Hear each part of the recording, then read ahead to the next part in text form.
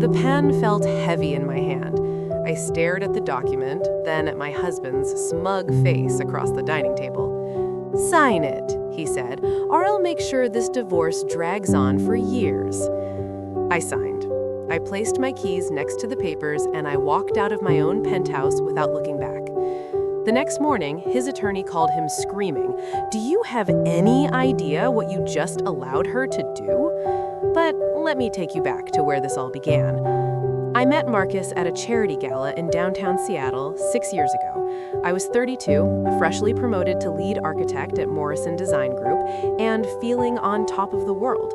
He walked up to me near the silent auction table, charming smile, perfectly tailored suit, talking about his revolutionary tech startup that was going to change the construction industry. Looking back, I should have noticed the red flags. The way he name-dropped constantly, the vague answers when I asked about his actual product, the fact that he always insisted on splitting the bill because equality matters, even though I later learned his credit cards were maxed out. But I was lonely. I had spent my 20s building my career, working 80-hour weeks, sacrificing relationships for promotions. Marcus made me feel seen. He asked about my day. He remembered my favorite wine. He showed up at my office with lunch when I forgot to eat. We got married after 18 months of dating. My mother, God rest her soul, had passed away 2 years before, but she left me 3 things that meant everything. Her vintage Cartier watch from the 1950s, her collection of original watercolor paintings she had created throughout her life, and a handwritten letter telling me to never let anyone dim my light. I kept the watch in my bedroom safe. The paintings hung throughout our penthouse, and the letter stayed in my nightstand, a reminder of who I was and where I came from. The first year of marriage was good. Marcus was attentive, supportive, always talking about his next big venture. I didn't mind covering our expenses while he got his company off the ground. After all, partnerships require sacrifice, right? Year 2, his startup failed. Investors pulled out. He blamed the market, the timing, his former business partner. I held him while he cried and told him we would figure it out together. I paid off the $30,000 in debt he had accumulated without telling me. Year 3, he started another company, then another. Each one required seed money that I provided. Each one collapsed within months.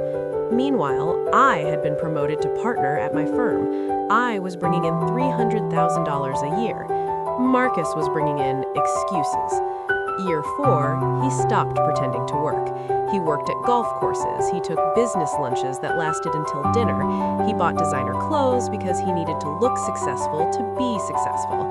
I should have left then, but I kept hearing my mother's voice telling me that marriage required patience, that good men sometimes need time to find their path. Then I found the text messages. It was a Tuesday evening. Marcus had left his phone on the kitchen counter while he showered. A notification popped up from someone named Sophia Chen with a heart emoji next to her name. "Can't wait to see you tomorrow, baby. Wear that shirt I bought you." My hands trembled as I scrolled through their conversation. 6 months. 6 months of "I love you" and "you're the only one who understands me" and "as soon as I get my share of the divorce, we'll be set for life." Sophia Chen. I looked her up. Instagram influencer, 200,000 followers, lifestyle content, and in her recent posts, I spotted my mother's Cartier watch on her wrist. My mother's watch, the one I thought I had misplaced 3 months ago. I wanted to scream. I wanted to throw his phone through the window. I wanted to drag him out of that shower and demand answers. Instead, I took screenshots. I forwarded them to my email, and I put the phone back exactly where he had left it. That night, while Marcus slept beside me like nothing was wrong, I lay awake planning. I thought about my mother's paintings, still hanging on our walls. I thought about the prenup Marcus had convinced me to tear up on our first anniversary because we're partners now. We don't need legal barriers between us. I thought about the 5 years I had spent supporting this man who was actively planning to take half of everything I had built.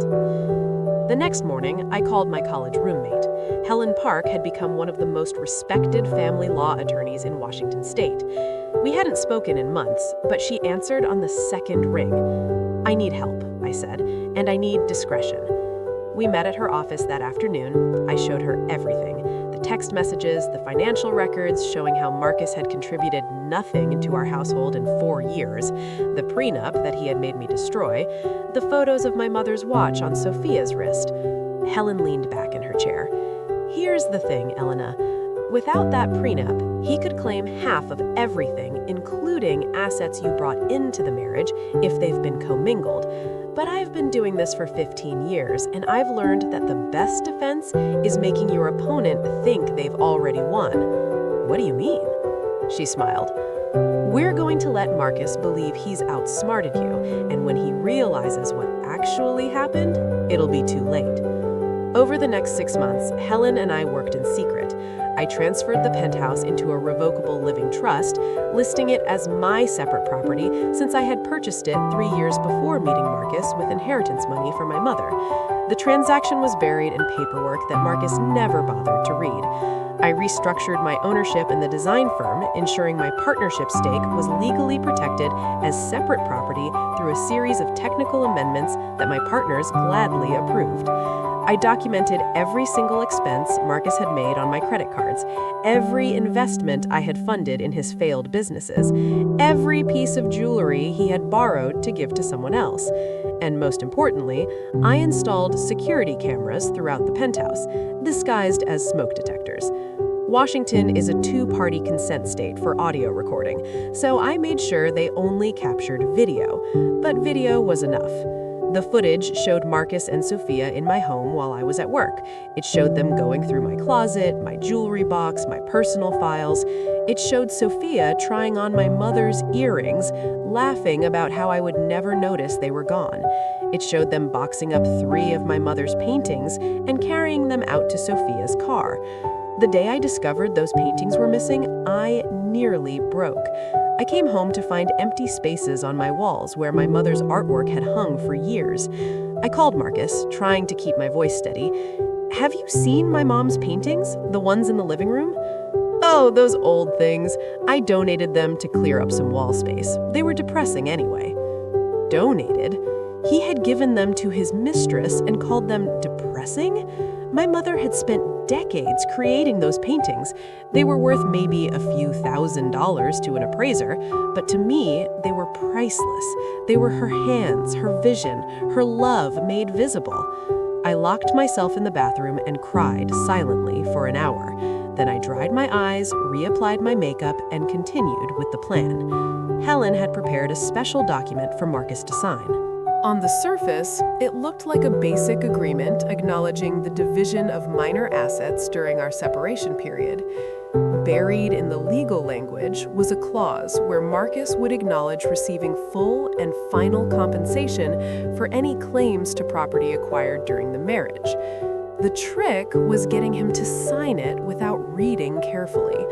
Fortunately, Marcus had never read anything carefully in his life. 3 weeks ago, he came to me with his own demands. He had consulted a lawyer, some discount attorney who had probably told him he was entitled to half of everything. "I want the penthouse," he announced over dinner, "and half your partnership stake, and monthly spousal support until I get back on my feet." I pretended to argue. I pretended to cry. I let him believe he had won. "Fine," I finally said, my voice breaking convincingly. "But I need you to sign this acknowledgement of our asset division first. My attorney says it's just a formality." Marcus barely glanced at the papers before signing. He was too busy texting Sophia about their upcoming victory celebration. That brings us back to where I started. The document I signed 3 days ago, the one that looked like I was surrendering the penthouse, in reality, I was signing a quit-claim deed that had no legal effect because the penthouse was already protected in my trust. The deed was meaningless, but Marcus didn't know that. He also didn't know about the document he had signed, the one acknowledging he had received full compensation and waiving any future claims. The morning after I walked out, Marcus woke up in what he thought was now his penthouse. He tried to make coffee, but the smart home system didn't recognize his voice anymore. I had removed his access the night before. He tried to call building management to override the system, but his name wasn't on the ownership documents. Never had been. The trust owned the penthouse. I was the sole trustee. He tried to leave to get coffee somewhere else, but his Tesla wouldn't start. It was registered in my name, paid for with my money, and I had remotely disabled it through the app. He tried to call an Uber, but his credit cards were linked to my account. All declined. He tried to call Sophia to pick him up, but she wasn't answering. She was too busy dealing with the Seattle Police Department, who had arrived at her apartment with a warrant to search for stolen property. My security footage had clearly shown her removing my mother's paintings from my home. Helen had filed a police report the day before, and the King County prosecutor was very interested in pressing charges against an Instagram influencer with a documented history of receiving stolen goods from a cheating husband. They found everything at Sophia's apartment. My mother's Cartier watch, her pearl earrings, the emerald ring that had belonged to my grandmother, and all 3 paintings still in their original frames, leaning against Sophia's bedroom wall like trophies. Sophia was charged with possession of stolen property and conspiracy to commit theft. Her influencer career, built on luxury lifestyle content, immediately began to crumble. Brands don't like associating with accused criminals. Her 200,000 followers watched in real time as her carefully curated image fell apart. Marcus, meanwhile, was served with papers at the Penthouse that no longer belonged to him. Helen had filed a civil suit for conversion of property, unjust enrichment, and fraud. We were seeking the full value of every item he had stolen and given to his mistress, plus damages. His discount lawyer reviewed the documents Marcus had signed over the past 6 months and apparently lost his mind. That was when Marcus received the phone call I mentioned at the beginning. His own attorney screaming at him for signing away his rights without reading the fine print. "She played you," the lawyer reportedly said. "Every document you signed was designed to trap you. You have no claim to the penthouse, no claim to her business, and now you're liable for theft and fraud. How did you not see this coming?" Marcus called me 17 times that day. I didn't answer. Instead, I sat in a suite at the Four Seasons with a glass of champagne, watching the Seattle skyline through floor-to-ceiling windows. Helen called with updates every few hours.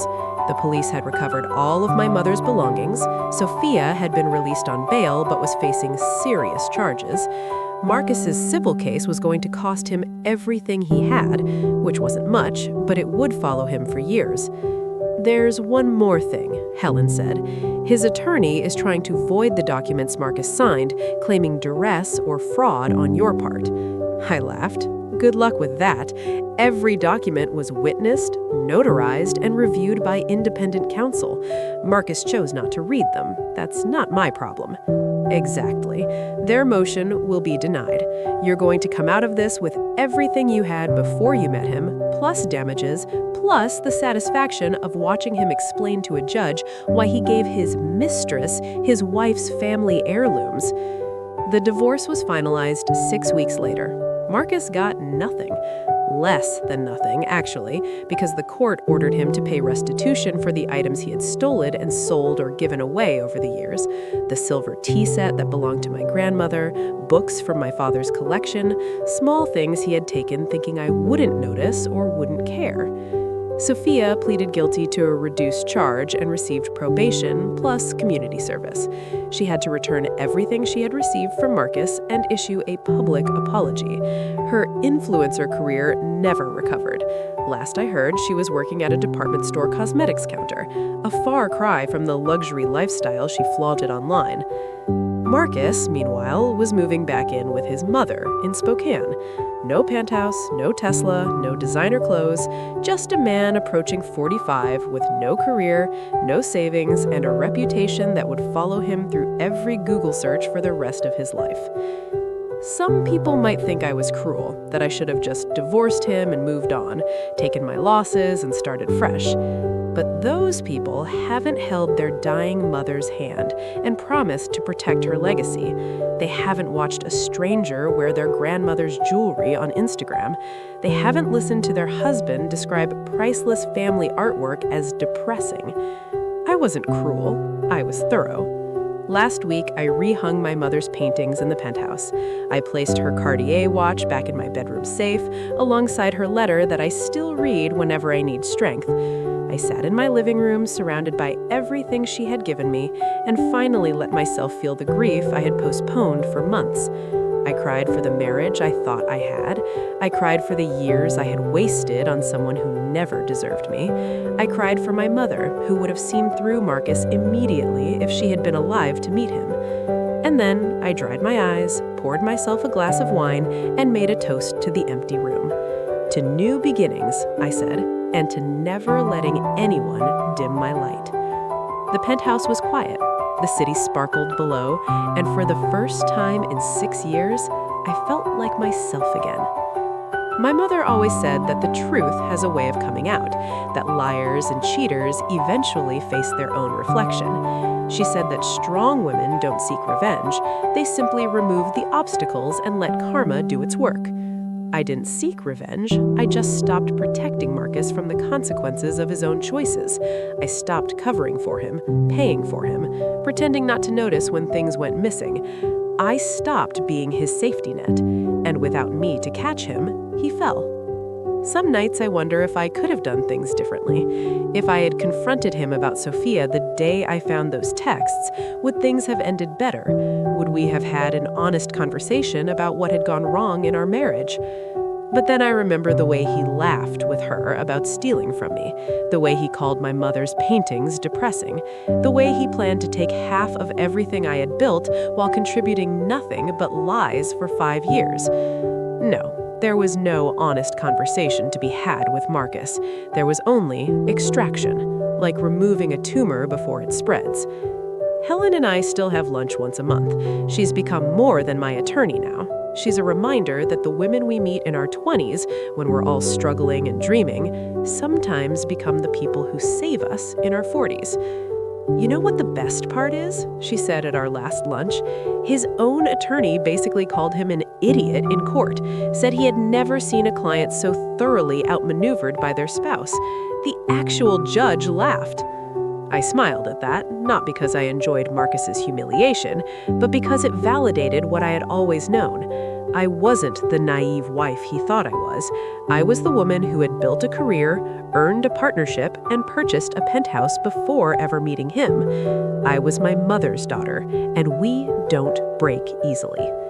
If you're watching this and seeing pieces of your own story in mine, I want you to know something. Document everything. Find a good attorney, and never, ever let someone make you feel like you're asking for too much by wanting to keep what's yours. My husband thought he was the smartest person in the room. He thought a charming smile and false promises would be enough to take everything I had worked for. He was wrong. And now, every morning I wake up in my penthouse, make my coffee in my smart kitchen that only responds to my voice, and look at my mother's paintings on walls that belong to me and me alone. That's not revenge. That's justice. If you've made it this far, drop a comment and let me know what you would have done in my situation. Would you have confronted Marcus immediately? Would you have just walked away and let him have whatever he wanted? And if you've been through something similar, I want you to know you're not alone. There are more of us than you might think. Women who loved too hard, trusted too easily, and had to learn the hard way that some people don't deserve our loyalty. But here's what I've learned. The same strength that makes us loyal to the wrong people can also make us unstoppable when we finally redirect it toward ourselves. My mother knew that. She raised me to know it too. And now, finally, I'm living it. Thank you for listening to my story. This is Elena signing off from Seattle, where the rain has finally stopped and the sun is coming through my windows, lighting up the paintings that came home where they belong.